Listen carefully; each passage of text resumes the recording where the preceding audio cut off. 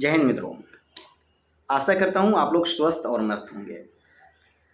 SSC, CGL, JTO, STO के साथ ही साथ दूसरे किसी डिपार्टमेंट्स द्वारा आयोजित परीक्षा फल की घोषणा कर दी गई हो, जिसका ग्रेड पे 4200 हो, तो उन्हें एक उत्सुकता मन में चल रही होगी कि मैं नौकरी ज्वाइन अब करने जा रहा हूँ, मुझे कितनी सैलरी मिलेगी। तो मैं आप सबों को यह बता दूं कि ये सैलरी जो है ना, यदि सेंट्रल गवर्नमेंट में आप कार्यरत होने जा रहे हैं, ज्वाइन करने जा रहे हैं, तो ये जो पेमेंट है, सैलरी है, एक शहर से दूसरे शहर में, यानी जितने सारे शहर हैं सेंट्रल गवर्नमेंट के ऑफिसर जितने सारे शहरों में हैं, those are divided in 3 parts, यानी एक्स, वाई और जेड, 3 भागों में उसको बांटा गया है। तो आज की इस चर्चा में मैं जो मित्र ग्रुप एक्स सिटी में ज्वाइन करने जा रहे हैं उन्हें कितनी सैलरी मिलेगी उसके संबंध में मैं बात करूंगा विशेष करके। और जिन मित्रों ने अनुरोध किया था कि पे स्लिप पर एक वीडियो बनाएं, तो उन लोगों को मैं समर्पित भी करना चाहूँगा। चलिए मित्रों, पे स्लिप के साथ मैं इसकी शुरुआत करता हूँ। 2 डिपार्टमेंट्स का यहाँ पे मैं पे स्लिप बताऊँगा, चूँकि एक डिपार्टमेंट से दूसरे डिपार्टमेंट का पे स्लिप थोड़ा सा वेरी करता है और किसी में कुछ ज़्यादा उसमें दिया रहता है। तो ये जैसे CGHS का हो जाएगा, बेसिक जो चीज़ें हैं, जैसे आपका बेसिक 35,400 होगा, उसके बाद DA होगा, TA ऑन DA होगा, फिर HRA होगा, से जो डिडक्शन होगा, कंट्रीब्यूशन, गवर्नमेंट का जो कंट्रीब्यूशन होता है 14% वो होता ही है। आपका जो 10% का कंट्रीब्यूशन होगा उसके बारे में, साथ ही साथ जो CGHS का जो कटौती किया जाता है 450 रुपीज़ का कटौती किया जाएगा 4200 ग्रेड पे में। इसके साथ ही साथ जो है हेल्थ इंश्योरेंस भी होता है, उसके रिगार्डिंग मेनली होती है। इसलिए एक डिपार्टमेंट से दूसरे डिपार्टमेंट का पे स्लिप थोड़ा सा वेरी करता है, उसको मैं बताऊंगा। दोनों को देख करके आप लोग समझ जाइएगा कि हाँ, एक डिपार्टमेंट से दूसरे डिपार्टमेंट में पे स्लिप थोड़ा वेरी करता है। चलिए आइए मित्रों, शुरुआत करते हैं पे स्लिप के साथ। देखिए, ये माइंस डिपार्टमेंट का है और माइंस डिपार्टमेंट का है ये। इसमें देखेंगे आप लोग कि बेसिक, देखिए सबसे ऊपर डिपार्टमेंट का नाम रहता है, उसके बाद देखिए जो कंट्रोलर है उसका नाम यहाँ पे दिया गया है। देन आफ्टर एम्प्लॉय नेम, यानी जो सर्विस कर रहे हैं ना उसका नाम यहाँ पे दिया गया रहेगा। देन आफ्टर डिजिग्नेशन दिया रहता है, यानी आप JTO हैं, जूनियर ट्रांसलेशन ऑफिसर, उसको दिया गया है, उसका नाम दिया गया यहाँ पे। देन आफ्टर पे बैंड है, यानी किस लेवल में है आप, तो लेवल 6 है, और उसका बेसिक क्या है तो 35,400 है, और इसका बेसिक 35,400 है। देन आफ्टर ये जो डेटा दिया हुआ है, देखिए यहाँ पे बेसिक पे कितना बताया गया है 35,400 है। उसका बैंक अकाउंट, यानी जिसमें क्रेडिट होगा आपका एक बैलेंस, आपका जो पेमेंट है जहाँ क्रेडिट होगा उसका बैंक डिटेल्स है यहाँ पे। देन आफ्टर ये किस महीने का है भाई, तो ये मई महीने का है, तो वहाँ पे मई 2023 लिखा हुआ है, उस महीने के सैलरी स्लिप है ये। उसके बाद देखेंगे आप लोग कि बेसिक, देखिए अब कैसे उसका कैसे ये जो बनाया हुआ है यहाँ पे, देखिए एमोलूमेंट्स दिया गया है। तो इसमें क्या क्या है भाई, तो इसमें बेसिक पे सबसे पहले दिया गया है 35,400, उसके बाद DA है, डियरनेस अलाउंसेस जो है वो कितना है 14,868 रुपया है। देन आफ्टर HRA है, हाउस रेंट अलाउंसेस, यानी कितना है यार 9,558 रुपया है। उसके बाद देखेंगे आप लोग TPT, यानी जो TA आपको मिलेगा, ट्रांसपोर्ट जो अलाउंसेस हैं, उसके बाद ट्रांसपोर्ट अलाउंसेस पर जो DA मिलेगा उसको मिला करके यहाँ पे दिया गया है कितना, 5,112 रुपया दिया गया है।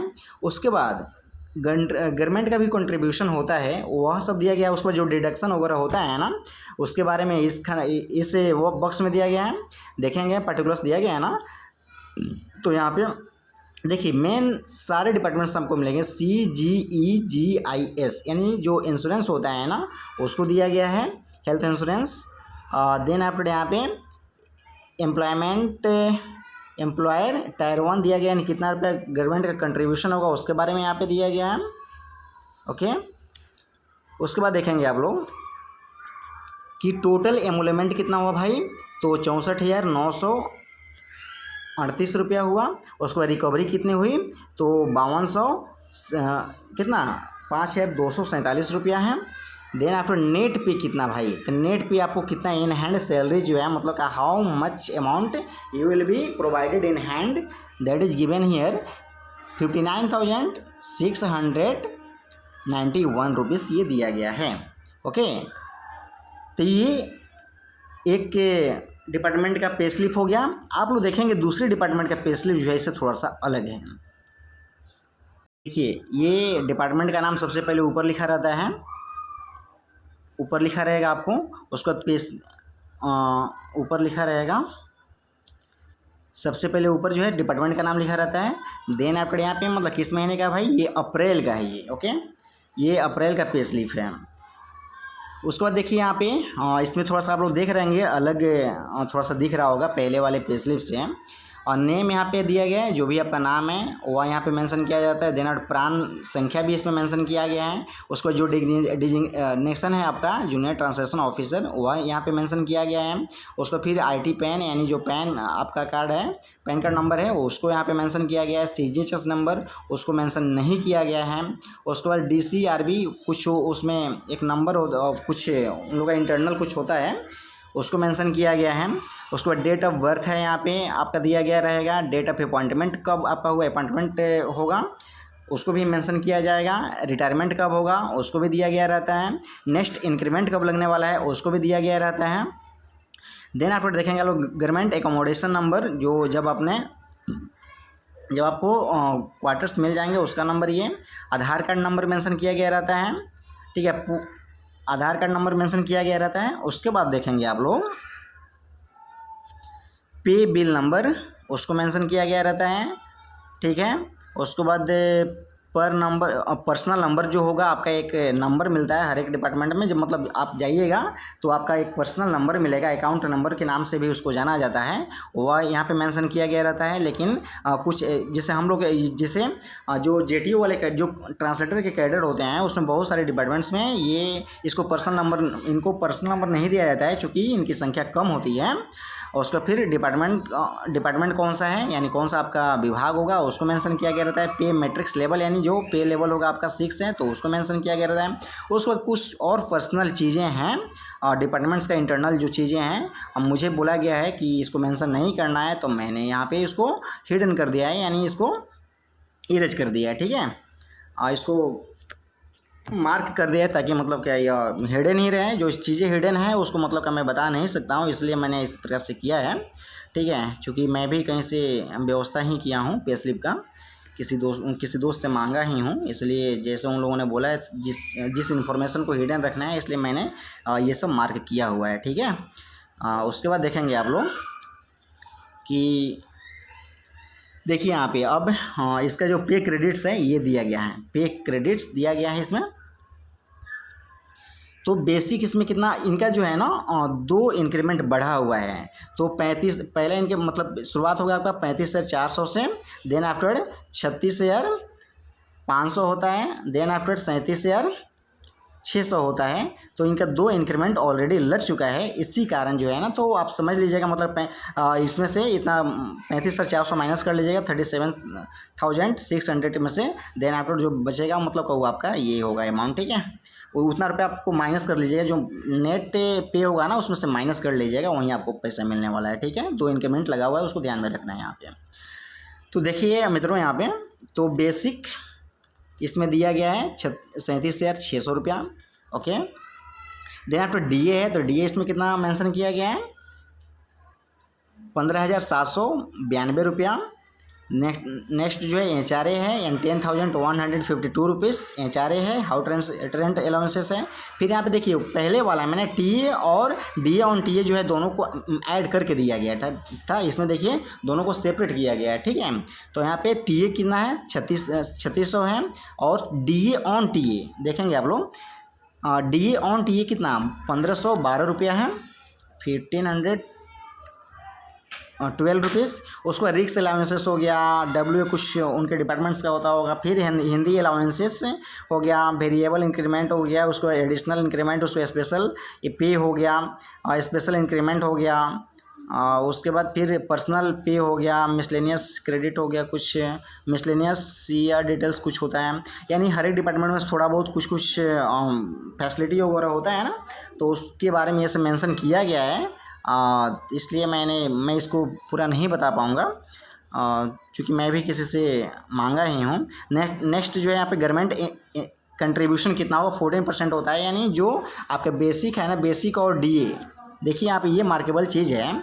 गवर्नमेंट का जो 14% का जो कंट्रीब्यूशन होता है, ये डीए और बेसिक पे यानी दोनों को ऐड करके उसका जो 14% निकालिएगा ना, तो 7,475 होगा आई थिंक। ठीक है, एक बार आप लोग देख भी लीजिएगा इसको, हो सकता है कि मैं गलत हूँ, इस सबको भी ऐड कहीं किया जाता हो टीए और डी ऑन टीए को, लेकिन मुझे नहीं लग रहा इसको ऐड किया जाता है।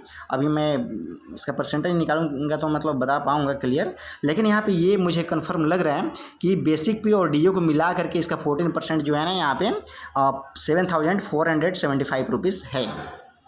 ठीक है मित्रों, ये गवर्नमेंट कंट्रीब्यूशन 14%, इस सब को मिला करके आपका जो ग्रोस सैलरी बनेगी वह 76,131, यानी 2 इंक्रीमेंट लगने के बाद इतना मतलब ग्रोस सैलरी बन रहा है। ठीक है, तो 76,131 ये आपका ग्रोस सैलरी हो गया। इसमें से आपको पे डेबिट्स भी हो गया, यानी मतलब आपका कुछ पैसा काटा भी जाता है।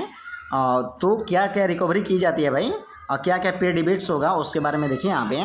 तो गवर्नमेंट कंट्रीब्यूशन जो है, चूँकि आप जब रिटायरमेंट होते हैं, जो आपको पेंशन मिलता है, इन्हीं सबको मिला करके मतलब मिलता है। ठीक है, तो गवर्नमेंट कंट्रीब्यूशन का 40% हो गया जो यहाँ पे आपने देखा। ठीक है, 14%, और इंडिविजुअल जो कंट्रीब्यूशन है यानी 5,339 रुपीज़ आपके बेसिक पे का 10% होता है ये। ठीक है, बेसिक पे और डीओ को मिला करके आई थिंक ये होता होगा, ये मिला करके 10% यानी 5,339 रुपीज़। नेक्स्ट जो है यहाँ पे CGIS, ये क्या है, ये ना इंश्योरेंस है, ये हेल्थ इंश्योरेंस है। ठीक है, तो ये जो है ना, इसका जो फ़ायदा मतलब क्या, डेथ वगैरह कुछ मतलब डेथ अलाउंसेस नहीं, ये इंक्रीमेंट तो नहीं है, इंश्योरेंस है ये। सेंट्रल गवर्नमेंट कुछ समथिंग होता है, इंश्योरेंस ही होता है आपका, लाइफ कवर होता है, ये लाइफ कवर होता है। फिर मतलब क्या, जब आप रिटायरमेंट होने वाले होंगे उस समय भी मतलब क्या इसका कुछ जोड़ करके पैसा मिलता है। इसका फुल फॉर्म आप लोग मतलब गूगल करके देख लीजिएगा जरा। फिर नेक्स्ट जो है CGHS and central government health scheme है, ये 450 रुपीज़ आपको डिडक्ट किया जाएगा।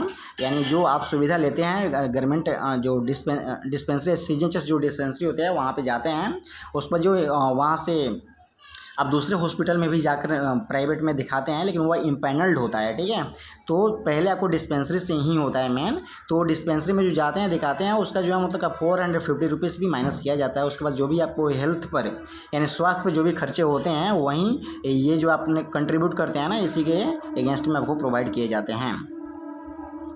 फिर आप लोग देखें ये फेस्ट एडवांस है, व्हीकल एडवांस है, ये सब चीज़ें मतलब क्या हर एक डिपार्टमेंट से मतलब क्या ये जितने सारे ये पर्टिकुलर्स दिए गए हैं ये नहीं दिए जाते हैं। ठीक है, बट यहाँ पे दिया गया है इस डिपार्टमेंट में। हाँ, नेक्स्ट देखें कंप्यूटर एडवांस हो गया, कंप्यूटर इसको लीव रिकॉर्ड हो गया, ये IT डिडक्शन हो गया, डेबिट हो गया, कुछ है डेबिट, ये सब चीज़ें जो है ना मतलब क्या, ये मेन जो है आपका बेसिक पे हो गया, DA हो गया, HRA हो गया, TA हो गया, DA ऑन TA हो गया, ये मेन होता है। उसके बाद गवर्नमेंट कंट्रीब्यूशन हो गया, फिर गवर्नमेंट कंट्रीब्यूशन यहाँ पे जो डिडक्शन है उसका ये दिख रहा है, उसको इंडिविजुअल जो कंट्रीब्यूशन हो गया। ठीक है, ये सब चीज़ें उसको CGHS का हो गया, ये मेन है। ये सारे डिपार्टमेंट्स में ये मतलब क्या मेंशन किए जाते हैं जो पे स्लिप बनता है। तो ये पे डेबिट्स आपका कितना माइनस हो गया, 13,324 रुपीज़ जो है ये आपका पे डेबिट्स होगा। उसके बाद भी कुछ यहाँ पे माइनस टेबल रिकवरी होता है, यानी हर एक डिपार्टमेंट्स में कुछ ना कुछ, और जैसे कोऑपरेटिव सोसाइटी हो गया, कोऑपरेटिव बैंक वगैरह होते हैं, तो उन सब में कुछ कंट्रीब्यूशन आपका होता है, या फिर कुछ इंटरनल जो मतलब कि इंटरनली जो है बेनिफिट दिए जाते हैं अपने कर्मचारियों को डिपार्टमेंट्स के द्वारा, उसका ये सब टेबल रिकवरी किया जाता है। तो उसमें आपको कुछ कंट्रीब्यूशन देने होते हैं, उसी का ये दिया गया है, कुछ है यहाँ पे और जिसको इरेज किया गया है। इस जिसको मार्कर करके मतलब क्या ये हटा दिया गया उसको। तो यहाँ पे 1500 कंट्रीब्यूट उन्होंने किया है, फिर मतलब LIC प्रीमियम का दिया गया है, यहाँ पे फिर कुछ यहाँ पे माइनस किया गया 500 रुपीज़ और 100 रुपीज़ फिर है। तो ये सबको माइनस करके जो है टेबल रिकवरी कितना मतलब माइनस किया जाएगा आपका 2100 रुपीज़ माइनस किया जाएगा। फिर यहाँ पे क्रेडिट्स टोटल कितना हुआ यानी ग्रॉस सैलरी कितना हुआ आपका 76,131 रुपीज़। अब पे डेबिट कितना आपको किया जा रहा है 13,324। उसके बाद टेबल रिकवरी ये आप पर डिपेंड करता है कि आप कंट्रीब्यूट करना चाहते हैं कि नहीं, क्योंकि इससे फ़ायदे भी होते हैं। आप किसी डिपार्टमेंट्स में हैं तो यदि उसका कुछ इंटरनल पॉलिसी है तो आप ये मतलब क्या ये आप पर डिपेंड करता है आप कंट्रीब्यूट करना चाहते हैं या फिर नहीं चाहते हैं 2100 रुपीज़, ठीक है। तो यहाँ पे देखिए आप लोग टोटल कितने रुपीज़ हो गए यहाँ पे नेट पे। तो ये सबको माइनस करके जो पे डेबिट्स है और रिकवरी ये सबको माइनस करके मतलब टोटल यहाँ पे कितना रुपया हो रहा है तो पे क्रेडिट्स और में से माइनस किया गया है पे डेबिट्स, तो यहाँ पे 62,807 रुपीज़ है। उसके बाद टेबल रिकवरी को भी यहाँ पे माइनस किया गया है, तो यहाँ पे आ गया कैश इन हैंड यानी आपको टोटल कितनी रुपीज़ मिली यहाँ पे भाई, टोटल कितनी रुपीज़ मिली तो 60,707 आफ्टर 2 इंक्रीमेंट। इन 2 इंक्रीमेंट लगने के बाद जो है आपको 60,707 रुपया मिला है। और जो मैंने 2 इंक्रीमेंट बताया उतना रुपये माइनस कर लीजिएगा ना आप तो समझ में आ जाएगा। वो पिछला वाला जो है उतना ही आपको मिलने वाला है। पिछला वाला 59,000 कुछ मैंने बताया था तो उतना रुपया आपको माइनस मतलब ये 2 इंक्रीमेंट माइनस करके पिछला वाला जो मैंने पे स्लिप बताया था उतना रुपया आपको प्रोवाइड किया जाएगा।